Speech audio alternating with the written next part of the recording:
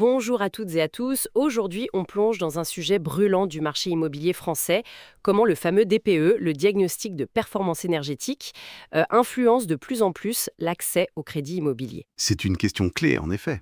Pour décortiquer ça, on va s'appuyer sur une analyse très intéressante de Thierry Miquel. Il a compilé pas mal de sources, la CPR, les notaires, les banques, l'Observatoire de l'immobilier durable. Tout ça, bien centré sur le marché français, évidemment, hein. Oui, une synthèse très utile pour y voir clair. L'idée, c'est de comprendre comment concrètement cette petite étiquette énergie joue sur le portefeuille, sur le financement. Bon, alors, allons-y. Commençons par le régulateur, l'ACPR. Qu'est-ce qu'il nous disait déjà en 2023 ? Alors, le rapport de l'ACPR montrait déjà des signes avant-coureurs.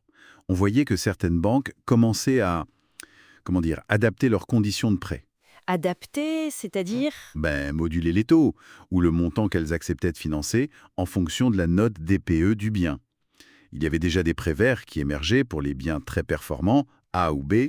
Et à l'inverse, j'imagine déjà des freins pour les moins bons élèves, les passoires thermiques, FIG. Exactement, des restrictions commençaient à apparaître pour ces biens-là.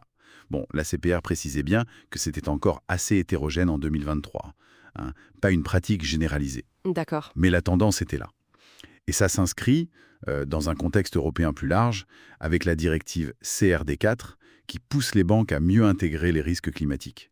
Donc le mouvement était, on va dire, amorcé. Intéressant. Ça, c'est la vision un peu macro du régulateur. Est-ce que sur le terrain, au moment de signer chez le notaire, on voyait déjà cet impact? Qu'en disaient les notaires de France? Ah oui, justement, les analyses des notaires sur 2022-2023 confirmaient cette tendance, de manière très concrète. Leurs chiffres montraient bien que les acheteurs de logements mal classés ils rencontraient plus de difficultés pour décrocher leurs prêts. Des difficultés, c'est-à-dire des refus? Ou juste des conditions moins bonnes? Les deux, en fait. Soit des refus plus fréquents, soit des conditions moins avantageuses, des taux d'intérêt plus élevés, ou alors la banque qui demandait un apport personnel plus conséquent. Ah oui, quand même.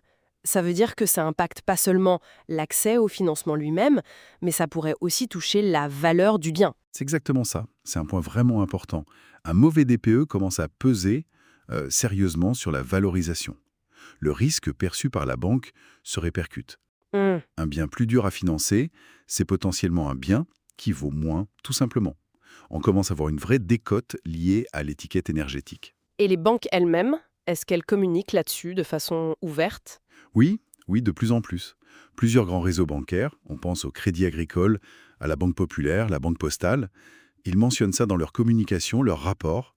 L'étiquette DPE devient un critère pour accorder des conditions plus sympas, pour encourager soit l'achat de biens déjà performants, soit l'intégration de travaux de rénovation dès le départ. Et si on ajoute à tout ça le cadre réglementaire français, la loi climat et résilience, avec son calendrier d'interdiction de location, là ça change encore la donne, non? Tout à fait.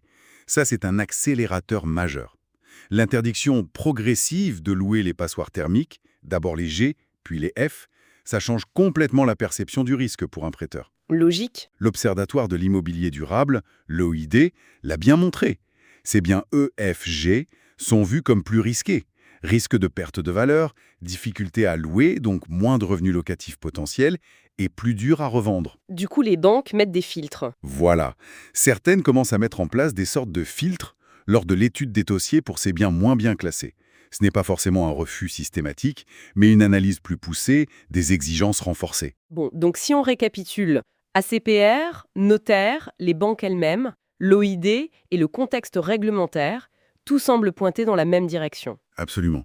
L'analyse de Thierry Miquel le montre très bien. Il y a une convergence très nette des observations sur le marché français. Le lien entre le DPE et l'accès au financement est de plus en plus fort. Et logiquement, cette tendance va continuer à s'intensifier.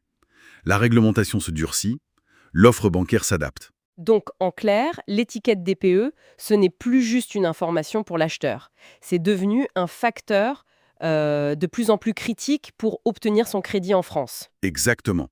Et la conclusion principale que tire Thierry Miquel est très pratique, très orientée terrain. Il insiste sur la nécessité pour les professionnels, les agents immobiliers, les courtiers en prêt, de vraiment maîtriser les dispositifs d'aide à la rénovation énergétique. Comme MaPrimeRénov', par exemple. Oui, principalement MaPrimeRénov', mais pas seulement. C'est devenu crucial pour pouvoir accompagner les transactions sur les biens E, F et G. parce que sinon ces biens risquent de devenir très compliqués à vendre en l'état, justement à cause de ces difficultés de financement accrues.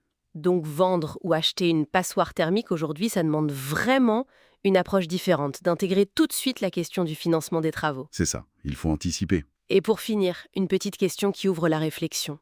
Au-delà de l'accès au crédit, est-ce que cette importance grandissante du DPE ne pourrait pas, à terme, redessiner un peu la carte de la valeur immobilière en France ? On peut se demander si ça ne va pas créer une nouvelle fracture entre les territoires ou selon le type de bâti, ou peut-être à l'inverse créer des opportunités pour ceux qui sauront rénover. Qu'en pensez-vous ? C'est une excellente question.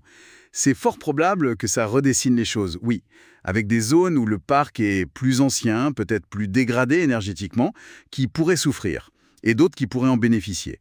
C'est un sujet qui va certainement animer le marché immobilier français pour les années à venir. Un sujet à suivre de près, donc. Merci pour cet éclairage. Merci à vous.